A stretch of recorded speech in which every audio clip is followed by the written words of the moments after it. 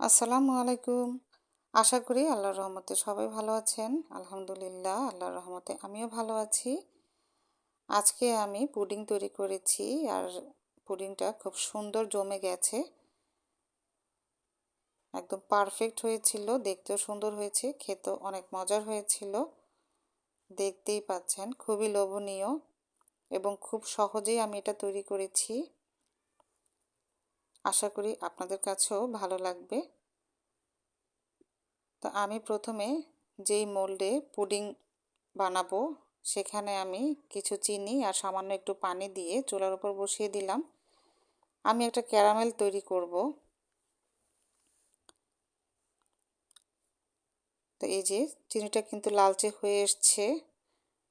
এই যে আমার ক্যারামেলটা আমি সেট হতে দিয়েছি, এটা একটা পাশে থাক। আর এখান থেকে একটা বলে আমি 2টা ডিম নিয়েছি, চিনি দিয়ে দিলাম 1 কাপ আর সামান্য একটু লবণ দিলাম। এবার খুব ভালো করে মিক্স করে নিব। এখানে আরেকটি পাতিলে আমি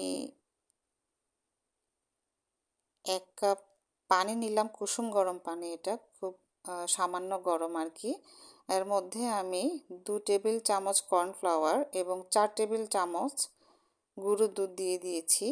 এবার খুব ভালো করে মিক্স করে আমি সেই ডিমের মিশ্রণে দিয়ে দিলাম আর একটু ভ্যানিলা এসেন্স দিয়ে দিলাম। আবারও 2-1 মিনিটের মতো আমি একটু নেড়ে চেড়ে মিশিয়ে নিচ্ছি। চিনিটা যেন গলে যায় এটা অবশ্যই খেয়াল করতে হবে। এখানে আমি পানির পরিমাণ দিয়েছি মেজারমেন্ট কাপের 1 কাপ পানি দিয়েছি, অর্থাৎ গুঁড়ো দুধ যে মিশিয়েছিলাম এবং কর্নফ্লাওয়ার। তো এবার আমি ছাঁকনিতে ছেঁকে আমি সেই মোল্ডে মিশ্রণটি ঢেলে নিচ্ছি। এবার দিয়ে দিলাম চুলার উপরে।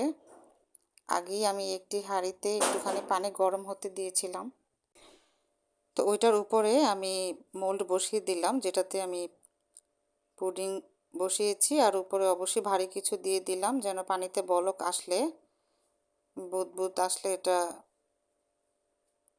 ভেঙে না যায় ভিতর থেকে।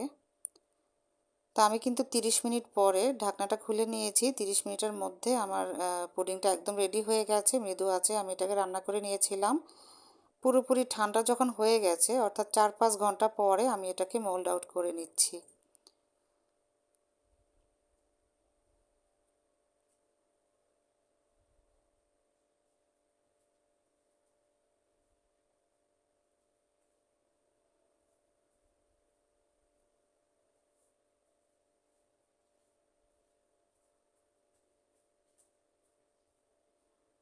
দেখতেই পাচ্ছেন, মাশাল্লাহ খুব সুন্দর হয়েছে, একদম জমাট বেঁধে গেছে, কালারটাও খুবই সুন্দর হয়েছে। তো আশা করি আজকের পুডিংয়ের রেসিপিটি আপনাদের ভালো লেগেছে। এভাবে তৈরি করে দেখবেন, আপনাদেরটাও পারফেক্ট হবে ইনশাআল্লাহ। আল্লাহ হাফিজ।